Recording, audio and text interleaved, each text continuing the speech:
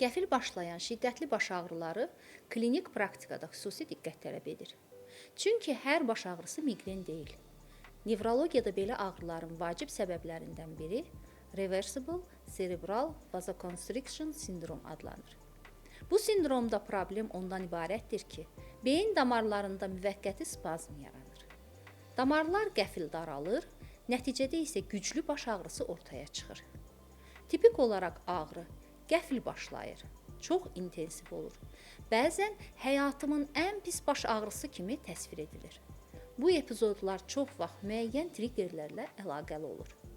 Fiziki gərginlik, stress, arterial təzyiqin dəyişmələri, hətta bəzi hallarda seksual aktivlik.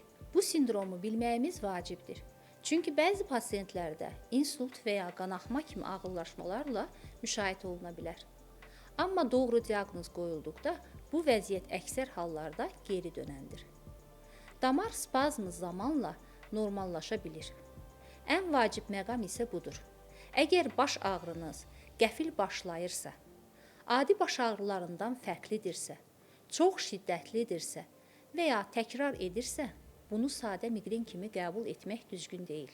Belə hallarda nevroloji müayinə və görüntüləmə mütləqdir. Çünki erkən diaqnoz nevrologiyada həlledici rol oynayır.